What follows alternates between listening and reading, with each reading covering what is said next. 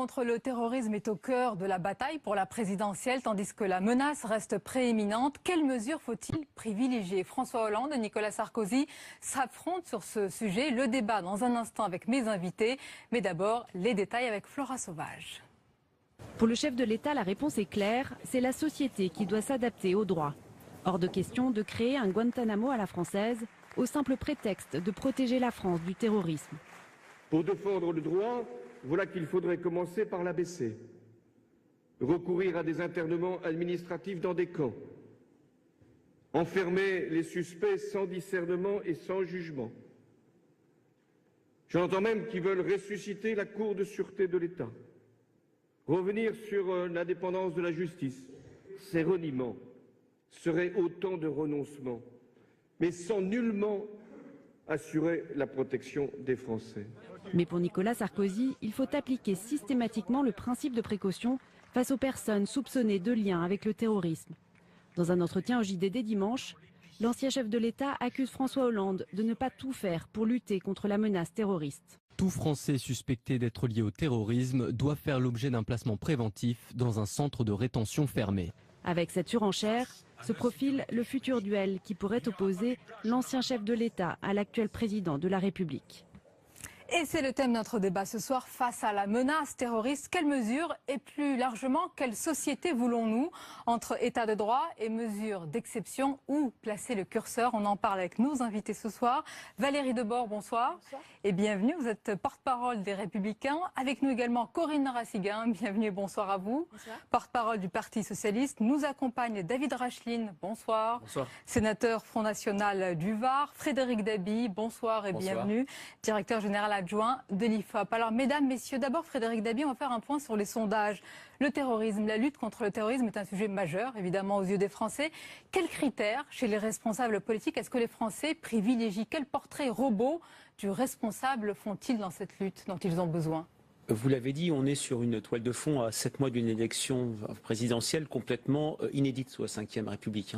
C'est la première fois que lorsqu'on interroge les Français sur des sujets qui les préoccupent le plus, on n'est pas sur le diptyque emploi, pouvoir d'achat, mais sur la sécurité, la lutte contre le terrorisme. On l'avait vu en mars 2002, quelques semaines avant l'accession de Jean-Marie Le Pen au second tour, où la sécurité, tout court, si je puis dire, avait, je dirais, émergé comme le premier enjeu pour les Français. Et là, dans une enquête IFOP faite à la fin du mois de juillet, après Nice, après Saint-Étienne-du-Rouvray, lorsqu'on demande aux Français avec une seule réponse quel est le principal sujet qui les préoccupe, la sécurité et le terrorisme obtiennent 58%, l'emploi 17%. On est sur quelque chose de complètement jamais vu. Pour autant, il faut peut-être nuancer cela.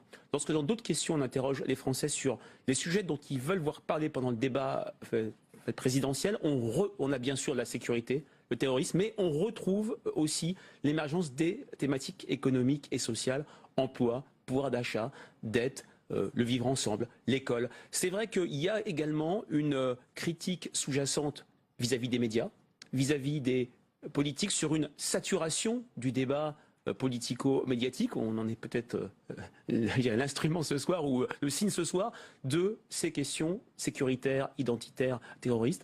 Mais les Français attendent avant tout sur ces questions de l'efficacité et de la protection. Et donc des réponses de la part des différents politiques, dont ceux qui sont présents ce soir. Alain Juppé, dans les différents sondages, Frédéric Dabi est considéré par la majorité des Français comme la personnalité la plus capable de garantir leur sécurité face à la menace terroriste. Ça doit vous interpeller, David Racheline. C'est la preuve, si l'on en croit ces sondages, que la course aux mesures les plus sévères, parfois même irréalisables, ne fonctionne pas.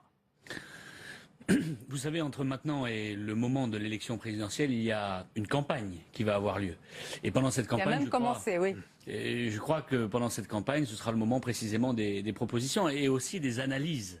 Analyses qui, à mon avis, devraient conduire les Français à constater que ceux qui ont été au gouvernement, au poste de pouvoir important pendant les 20 ou les 30 dernières années, ont un bilan dans le domaine de la sécurité, dans le domaine de la lutte contre le communautarisme ou l'islamisme, absolument catastrophique. Et je pense que cela devrait... C'est-à-dire que droite et gauche, présents sur son plateau, sont les deux faces d'une même pièce pour vous? Oui, complètement. Complètement. J'étais d'ailleurs très surpris que vous ne parliez pas de Marine Le Pen dans votre reportage, car tout de même, Et vous êtes là pour en parler. Elle est en tête de la plupart des sondages dans les intentions de vote. Elle bénéficie d'une véritable dynamique électorale depuis maintenant plusieurs années d'ailleurs. Et je crois que elle incarne aux yeux de beaucoup de Français un espoir, une possibilité de renouveau, de redressement et surtout des réponses aux problématiques précisément de terrorisme et de sécurité. Mesdames, vous avez la parole. Corinne Narassiguin, puisque c'est le pouvoir qui est en place. David Rachin vous met face à vos responsabilités, j'allais dire, et si je reprends son mot, face à vos échecs aussi dans cette lutte. Déjà, avant de répondre sur le bilan qu'on peut faire et les propositions qu'on a à faire pour la suite, sur Marine Le Pen, je crois qu'on est tous un petit peu dans la confusion aujourd'hui. On a du mal à comprendre quelle est sa position. Elle nous explique que maintenant elle est apaisée. On aurait l'impression qu'elle se met en concurrence avec Alain Juppé pour la primaire de la droite. Et dans le même temps, elle félicite avec enthousiasme ses amis de l'extrême droite des xénophobes partout en Europe pour leur victoire électorale ou dans leurs combats électoraux. Donc je crois que là, on voit bien qu'il y a un double jeu de Marine Le Pen qui est clairement, qui a besoin clairement d'être clarifié parce que il y a on va vous aider à clarifier tout ça, clairement là sur l'apaisement, on voit bien qu'il y a une communication politique mensongère. Mais clarifiez-nous votre position parce que Manuel Valls a poursuivi hier l'offensive contre Nicolas Sarkozy. Valérie Debord va en parler dans quelques instants. Il a eu raison. Débuté par François Hollande lors de son discours de la Salvagram. Est-ce que vous cherchez à installer l'idée, vous allez me dire si c'est le cas, que Nicolas Sarkozy est dangereux sur le plan idéologique dans sa lutte contre le terrorisme? Oui, déjà, il a un très mauvais bilan parce que lui, il n'avait rien vu venir. Alors, il peut faire des reproches à François Hollande, mais il avait démantelé le système de renseignement français de terrain. Il avait réduit les effectifs de police et de justice. Donc, il a un très mauvais bilan. Qui ne nous a pas permis de préparer l'avenir par rapport à la question de la lutte contre le terrorisme, ce que nous avions fait déjà dès juillet 2012, dès juillet 2012, nous avions lancé une mission d'information sur le renseignement. Comment vous réagissez, Valérie Debord? Je crois qu'il est dangereux aussi, juste pour terminer, répondre à votre question, il est dangereux parce qu'en plus, là maintenant, il dévie sur en fait, ce qui était traditionnellement les terres du Front National. Sur une vision de la République et de l'État. Attendez, donc pour vous, Nicolas Sarkozy et Marine Le Pen sont les deux faces d'une même pièce alors? Oui, absolument, absolument, mais c'est le choix de Nicolas Sarkozy, c'est le choix de Nicolas Sarkozy, absolument. Je vais vous laisser répondre, Valérie Debord. Bon, tout ce qui est caricatural, est vain, donc je ne peux pas répondre. Par contre, ce qui est... non, c'est à vous que je le dis. Très clairement. Par contre, je pense que ce qui est important aujourd'hui, c'est de dire un certain nombre de choses.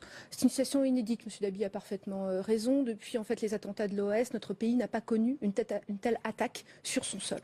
De façon très claire, c'était dans les années 60, on voit très bien que nous sommes très nombreux à ne pas l'avoir connu. Et je suis parfaitement d'accord avec vous, il y a à la fois ces problématiques toutes particulières parce qu'elles tiennent à notre sécurité, mais il y a aussi tout le reste. Et il est important de ne pas opposer tout le reste, c'est-à-dire notamment toute la problématique sociale et éducative à laquelle, pour ma part, et je ne suis pas la seule, je suis extrêmement attachée.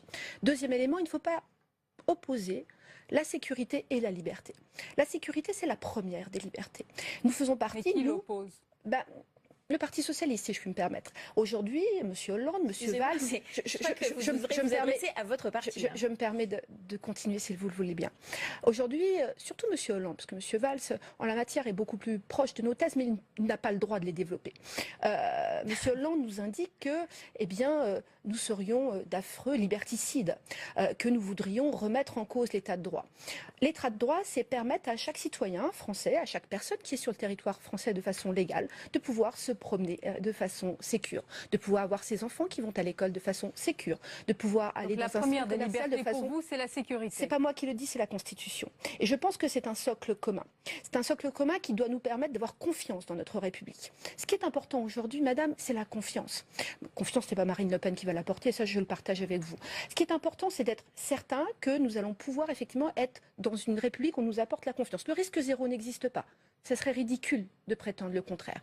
Par contre, nous vous reprochons de façon extrêmement claire, et je peux revenir sur juillet 2012, de ne pas avoir, de ne pas avoir donné tous les éléments nécessaires et pris toutes les mesures nécessaires pour protéger les Français. On va pas faire bilan contre bilan. Je vais vous laisser réagir, David Rachid. Une seconde. Je voudrais que vous écoutiez ceci. François Hollande qui a défini sa ligne. Pas de droit d'exception. Une ligne qui a été relayée par le Premier ministre. Pour Manuel Valls, la chose est claire.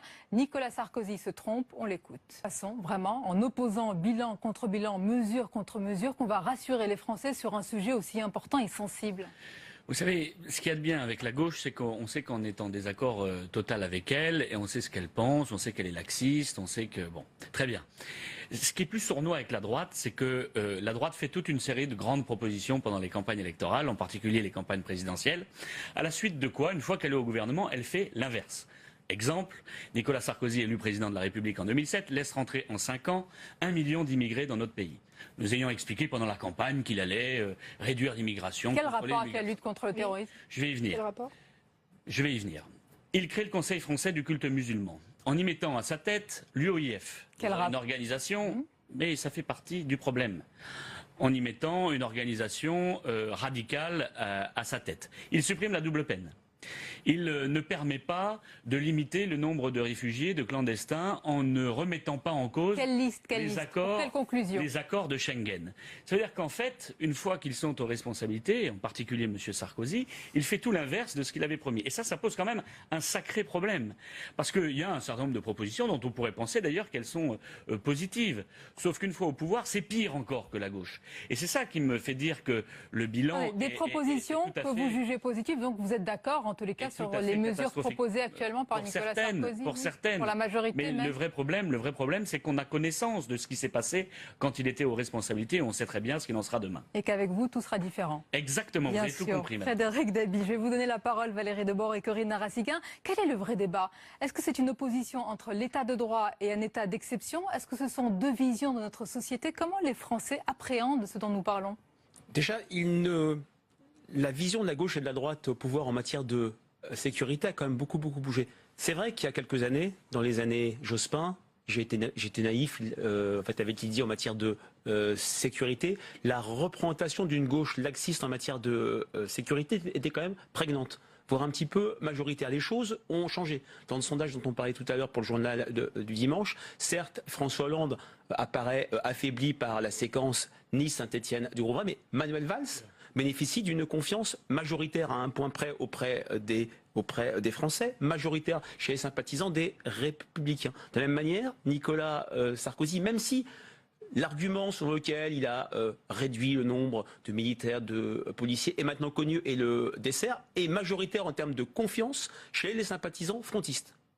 56%, c'est relativement fait partager, mais ce n'est pas aussi simple que ça. Maintenant, ce qui est assez en fait intéressant, dans le cadre de ce qu'on a entendu de la part de Manuel Valls, qui est en continuité totale avec le discours de la salle Wagram, où on a trouvé un François Hollande rappelant un peu fortement le François Mitterrand de 1988, la France unie contre les bandes, les factieux. Là, c'est contre Nicolas Sarkozy qu'il a désigné comme son adversaire numéro 1.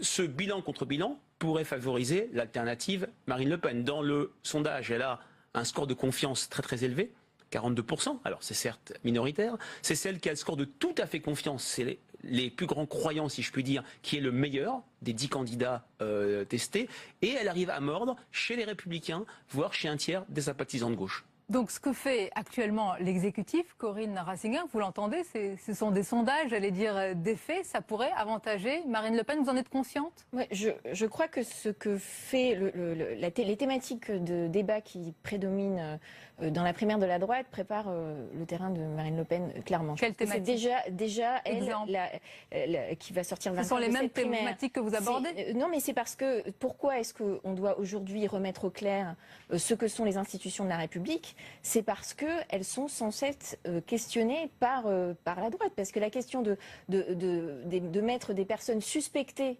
dans des centres de rétention administrative, je ne vois pas en quoi ça c'est respecter l'état de droit. Alors je sais, c'est une société de méfiance, c'est pas la confiance, c'est une société de méfiance. Ça, c'est, moi j'ai vécu, j'étais aux États-Unis tout près du World Trade Center le 11 septembre, moi j'ai vécu toutes ces années Bush en direct.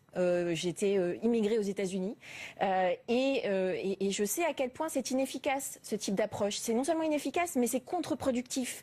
Et donc c'était important. Votre politique n'est pas non plus très efficace. Vous aurez remarqué 240 morts en quelques mois, c'est pas non plus exceptionnel comme bilan. C'était important pour François Hollande. Je ne vais pas répondre à ce genre de provocation comme si vous par contre vous essayez de faire croire aux Français que le risque zéro est possible et ça c'est vraiment. Peut-être qu'on va prendre un exemple précis pour avoir vos propositions. Que faire, et les Français sont attachés à ce point, ils se posent des questions. Que faire des fichiers S? À droite, la question ne fait pas l'unanimité. Si Nicolas Sarkozy veut des centres de rétention, eh bien l'un de ses adversaires à la primaire, Hervé Mariton, exclut un tel dispositif. On l'écoute, c'était ce matin sur Europe 1. Mettre tous les fichiers S en rétention, c'est impossible numériquement, c'est par ailleurs impossible juridiquement. Et on va m'expliquer qu'on peut toujours imaginer les lois qui le permettraient, la réponse est non. Je pense qu'il faut trouver des réponses opérationnelles, et quand vous avez des réponses en apparence viriles mais impraticables, non. Moi je ne vends pas de l'illusion aux Français. Valérie Debord, il ne vend pas de l'illusion. On ne parle pas de tous les fichiers S, on parle des gens qui ont été comptabilisés, d'ailleurs le procureur Molins l'a dit lui-même, qui sont une centaine, plusieurs centaines, qui aujourd'hui ont été comptabilisés et qui sont considérés comme radicalisés et pouvant à un moment ou à un autre passer à l'acte. Soyons très clairs. Non encore condamnés, mais au nom d'un principe de précaution, vous voulez les enfermer. Mais vous savez, aujourd'hui, il y a plusieurs dizaines de milliers de Français qui tous les ans sont internés pour problématiques psychiatriques. Et ces gens-là, à aucun moment, on ne leur demande leur avis et on considère que la société doit se défendre contre ces personnes, ou doit les défendre elle-même d'ailleurs, par rapport à leur propre agissement. Donc cette exception, elle existe déjà dans notre droit. Donc dire le contraire est parfaitement faux. Je termine si vous voulez bien. Ensuite, nous n'écartons pas l'état de droit, puisque contrairement à ce qui se passe à Guantanamo et aux États-Unis, le juge civil viendra contrôler a posteriori, après la mesure de placement. Oui, parce qu'il nous semble plus important de protéger la société, de protéger les individus par rapport à une personne qui a été repérée comme étant dangereuse. On voit très bien que, notamment sur Saint-Étienne-du-Rouvray, ces deux personnes étaient connues. On voit très bien qu'un certain nombre étaient connus. Vous allez me dire, d'autres ne l'étaient pas. C'est un fait. Mais commençons déjà par les gens qui étaient connus et nous pourrons avancer. Ce que nous reprochons beaucoup, nous, au Parti socialiste, madame, c'est de n'avoir pris en compte aucune des propositions concrètes que nous avons. Quelle proposition? On va rester sur cette proposition. Valérie Debord. Manuel Valls nous dit. Pour vous, attendez, les plus radicaux mis en rétention, en détention. Vous êtes d'accord sur ce point déjà, David Rachid? Pourquoi pas? Mais si vous voulez. Non, oui ou non? Pourquoi pas? Ça n'existe pas sur une mesure aussi importante. Moi, je vous réponds. Et je vous dis qu'on s'attaque ici aux conséquences et pas aux causes. La cause de tout cela, c'est d'avoir laissé monter le communautarisme dans notre pays et l'islamisme parfois radical. Comment se fait-il, par exemple, que le gouvernement n'ait toujours pas mis dehors, mis à la porte de notre pays les imams qui prêchent la haine de la France? Ça, c'est faux. Il y a eu des expulsions d'imams depuis 2012, pas suffisamment, alors qu'il n'y en avait pas eu avant. Il y en a encore beaucoup qui sont autorisés à rester sur notre territoire, qui sont autorisés aujourd'hui à rester sur notre territoire, un certain nombre de mosquées dont on sait qu'elles sont salafistes et qui fonctionnent toujours. Comment se fait-il qu'on n'arrête pas purement et simplement l'immigration de ces réfugiés dont on sait très bien qu'ils se situent à l'intérieur Arrêter l'immigration des réfugiés de manière générale? Bien Vous sûr, faites un lien direct avec oui, parce qu'on sait terrorisme. Très bien, et il y a eu des articles de presse très réguliers qui l'expliquent, que ce soit en Allemagne ou en France, que se logent dans ces masses de personnes qui arrivent dans notre pays un certain nombre de personnes radicalisées qu'on ne peut pas contrôler pour une raison simple. Et c'est là tout le vrai sujet qu'ils refusent malheureusement d'aborder. Il n'y a pas de frontières. Donc on ne peut pas contrôler ceux qui rentrent sur notre territoire. On ne sait pas qui rentre sur notre territoire et ils refusent au nom du principe, au nom des principes de Schengen et de l'Union européenne, le moindre contrôle. Vous n'avez pas répondu à ma question. Vous êtes d'accord sur la mesure proposée par Nicolas Sarkozy? Encore une fois, pourquoi pas? On peut évidemment, moi je commencerai par expulser les fichiers S qui sont doubles nationaux ou étrangers et effectivement ceux qui restent. Sont français, hein, ça je demande à voir les chiffres. Ils sont doubles nationaux, ils sont français aussi. Hein, ça je demande à voir les chiffres. Mais pour ceux qui sont français, évidemment, je pense qu'il faut les surveiller de près, c'est indéniable. Mais commençons par contrôler les frontières et croyez-moi, on réglera une grande partie du problème. Je vais vous laisser la parole. Frédéric Dabi, est-ce que les Français, et on suppose que oui, se demandent légitimement pourquoi, on va prendre un exemple précis, les jeunes femmes qui voulaient commettre ce redoutable attentat, elles n'étaient pas déjà mises hors d'état de nuire. 3 d'entre elles étaient fichées S comme représentant un danger pour la sûreté de l'État. Est-ce que ça, j'imagine que c'est un trouble profond? Oui, alors, nous n'avons pas sondé à chaud sur cette affaire, mais il est vrai que dans une enquête réalisée, c'est vrai, je vais dire à chaud, au lendemain de Nice et de Saint-Étienne-du-Rouvray, toutes les mesures les plus sévères étaient quand même plébiscitées par les Français, notamment l'internement des fichiers S. Et ce qui me frappait, bien sûr, un soutien massif à droite et au Front national et un soutien non négligeable auprès des sympathisants de gauche. Alors c'est vrai que l'enquête avait été faite sous une émotion très très forte. Il y a maintenant un débat qui s'installe, y compris à droite, y compris on a entendu Hervé Mariton qui a obtenu in extremis ses parrainages. Il n'y a pas une seule voix, si je puis dire, chez les Républicains de ce point de vue-là, ne serait-ce que l'opposition, Alain Juppé, Nicolas Sarkozy. Dans l'interview du JDD, Nicolas Sarkozy a un petit peu raillé le constat d'identité heureuse. Ça va être un sujet très très important chez les Républicains, mais il y a un piège, si je puis dire, que l'on a vu dans une enquête IFOP fiduciale publiée ce jour, c'est que plus que jamais, parce que les Républicains mettent le curseur sur ces sujets identitaires, sécuritaires et terroristes, si je puis dire, la part d'électeurs Nicolas Sarkozy 2012 qui voteraient directement au premier tour pour Marine Le Pen ne cesse de croître. Et il y a un élément que je ne comprends pas du tout chez François Hollande. Il était prêt. Seul va vous répondre Corinne Narassiguin. Non, je ne veux pas être bêtement désagréable, ce serait trop facile. Non, un élément mais qui est extrêmement sérieux, parce qu'il montre que nous ne sommes pas dans une logique intellectuelle. On était prêt à modifier la Constitution pour la déchéance de nationalité. Bon. Et là, en fait, on nous explique que pour protéger les Français, avec ces gens qui sont fichés S, eh bien c'est une atteinte absolue à notre état de droit. Je rappelle que le droit est une matière en mouvement.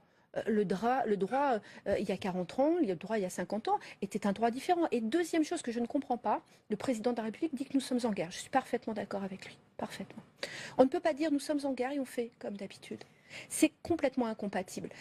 Et cette chose-là, je pense, très clairement, n'est pas comprise. Corinne, c'est ce point précis, celui qui a voulu intégrer la déchéance de la nationalité et qui aujourd'hui dit « je suis, moi, le bouclier de la République, je ne laisserai pas toucher à l'état de droit ». Comment vous l'expliquez ? Déjà sur la question plus générale de la Constitution et du droit, du fait qu'effectivement le droit peut changer, c'est le rôle du législateur, c'est pour ça qu'il est là, pour adapter le droit à la réalité actuelle. C'est normal que le droit puisse évoluer, mais il y a des principes dans la Constitution qui sont des principes intemporels et universels sur lesquels on ne peut pas... La liberté. Sur la liberté, bien entendu, mais aussi, ça veut dire aussi la présomption d'innocence. Donc l'idée, mais ce sont des principes fondamentaux de protection des libertés individuelles.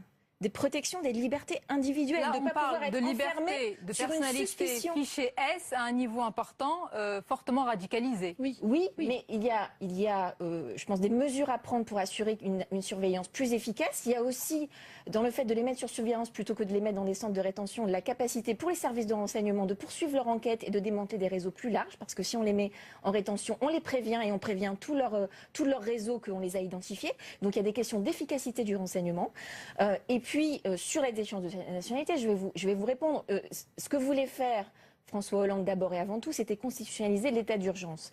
La demande sur la déchéance de nationalité venait de la droite et spécifiquement de Nicolas Sarkozy. Vous êtes mal à l'aise sur ce sujet de la déchéance de nationalité. Moi, personnellement, je fais Vous l'avez toujours été. Vous l'avez dit sur ce plateau. Et oui, j'ai fait partie de ceux qui, au Parti socialiste, le plus rapidement, même le lendemain même du dépôt du projet de loi, a dit c'est inacceptable si ça doit cibler uniquement les binationaux. Si on le fait, c'est pour tout le monde ou pour personne. Alors, Corinne Narassiguin, attendez, parce qu'il y a une personnalité importante, David Rachin, qui va dans votre sens. C'est le procureur de Paris, François Molins, qui juge publiquement inapplicables les propositions de placement en rétention, mais aussi la création d'un parquet national antiterroriste. C'est une voix qui porte, que les Français connaissent malheureusement de plus. Non ?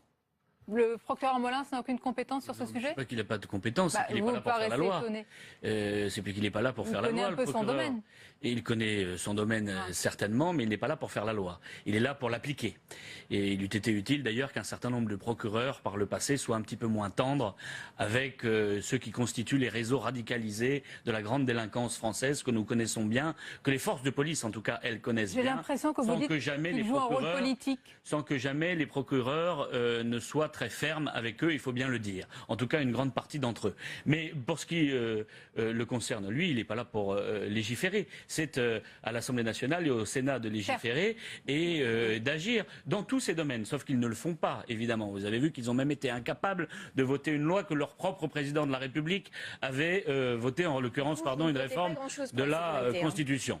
Donc, en réalité, tout ça n'a aucun sens et c'est de l'esbrouf généralisé au moment où la France traverse une crise qui est absolument sans précédent, sans que personne, en tout cas pas au gouvernement, sans qu'il ne réagisse. Et c'est ça qui est terrifiant, c'est de s'apercevoir que les attentats se succèdent, à un rythme d'ailleurs qui devient de plus en plus régulier, sans que jamais le gouvernement n'en tire aucune conclusion. Pas de fermeture de mosquées radicalisées, pas d'augmentation substantielle substantielle du nombre de policiers, de gendarmes et de militaires, substantielle, je dis bien, aucune véritable réforme, pas de contrôle des frontières, alors que tous les pays qui ont été attaqués... aucune crédibilité, monsieur Rachid. Mais ça, c'est vous qui le dites, et les électeurs parleront bientôt, madame. Vos députés n'ont pas voté les lois. Et ça, c'est terrifiant. Vos députés n'ont pas voté les lois sur les lois antiterroristes et la loi sur le renseignement. Vous n'avez aucune crédibilité sur ce sujet. Parce qu'elles étaient mauvaises. Et d'ailleurs, la preuve, elles ont été votées. Est-ce qu'elles ont empêché quoi que ce soit? Non, c'est vous qui n'êtes pas crédible. Dites-moi sur le procureur Molins.